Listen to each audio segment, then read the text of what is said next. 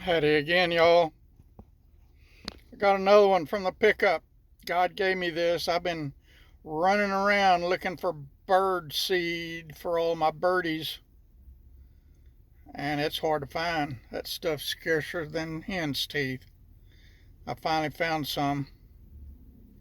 I got three 20-pound bags. That should last a month. It'd last 3 or 4 months if the daggum grackles would go away, but they haven't gone away yet.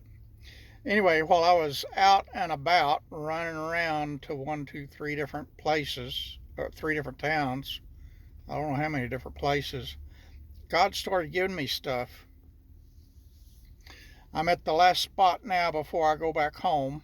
I'm 10 or 15 minutes from home after I finish this video.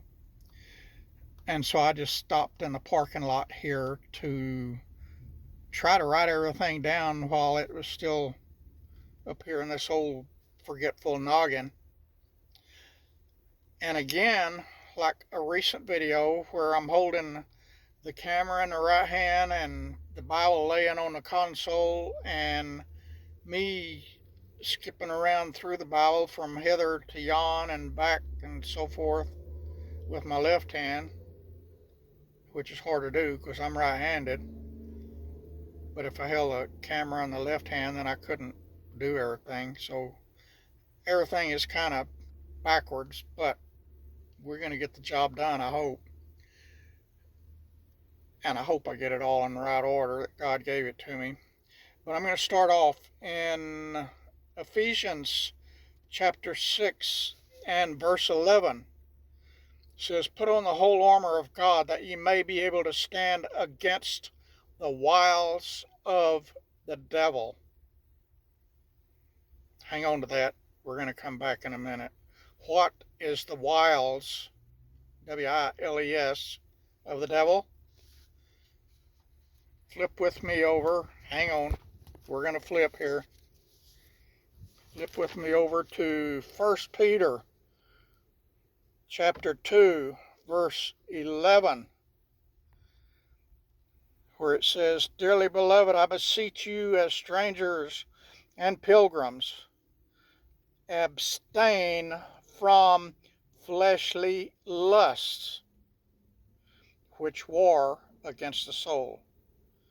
Any kind of fleshly lust is a wile of the devil. Satan will use any lust that you have, whether it be for property, for material possessions, for a big fancy house, for a shiny new car or truck. Lust of the flesh is rampant. And even as evil as this world is now, lust of the flesh for the same sex or for minor children, it's sickening to me, but that's the way Satan works, and he's very active. Now, where do we go? I can't remember. Let me see. I got several bookmarkers here. Let me see what that one is there. Hang on. I'm flipping with my left hand. Let's look at Job chapter 1, starting in verse 6. "Now there was a day when the sons of God came to present themselves before the Lord, and Satan came along with them. And the Lord said unto Satan, Whence comest thou? Then Satan answered the Lord and said, From going to and fro in the earth, and from walking up and down in it." That's what Satan does. Satan's after you, friend. Satan is after you, friend.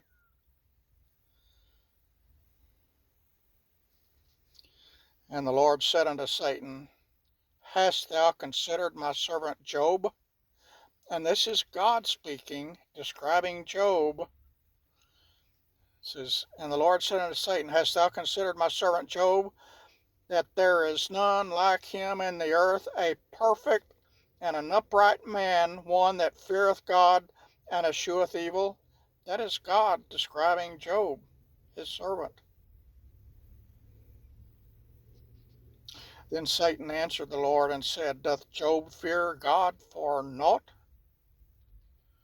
Hast thou not made a hedge about him, and about his house, and about all that he hath on every side, that hast blessed the work of his hands, and his substance is increased in the land?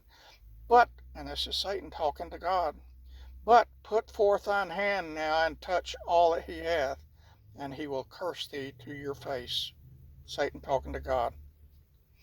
And God said unto Satan, Behold, all that he, Job, hath is in thy power. Only upon himself put not forth thy hand. So Satan went forth from the presence of the Lord. Satan has much power. Devils, demons, has much power.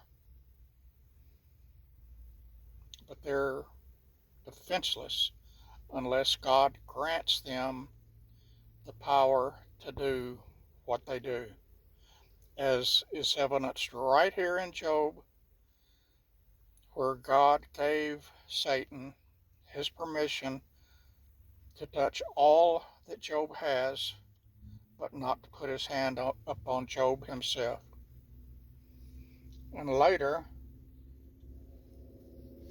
when Job lost everything he had, and he had a lot, and if you read Job chapters 1 and 2, you'll see that God knew Job very well, and God described all the possessions that Job had that he lost, including his children, because God allowed Satan to do that. God knows us better than we know ourselves. God knows our bank accounts. He knows where every penny we get goes. He knows how much is in there right now. I don't. I know it's not much. But God does this for a reason. And Satan can do nothing without God's permission. Let's mosey back over to, and I bet I took that marker out. Let's see. Nope, it's still there. Back to Ephesians. I read you verse 11. Verse 12 says, We wrestle not against flesh and blood. And that's really not what our wrestling is about. Our wrestling is about, in verse 12, powers against the rulers of the darkness of this world, against spiritual wickedness in high places. And then God instructs us, starting in verse 13 of Ephesians chapter 6, Take unto you the whole armor of God, that ye may be able to withstand in the evil day, and having done all, to stand.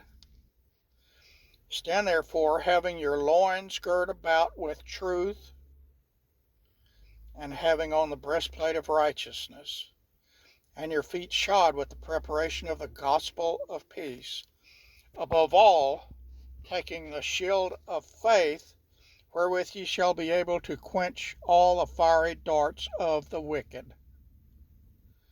And take the helmet of salvation and the sword of the Spirit, which is the word of God, praying always with all prayer and supplication in the Spirit. Friends, we're in a war.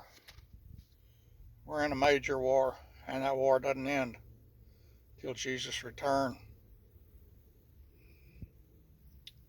But we have victory through Jesus Christ. You better know him. I hope this video makes some sense to you. It's a powerful video. God is powerful. He is in charge, even of Satan.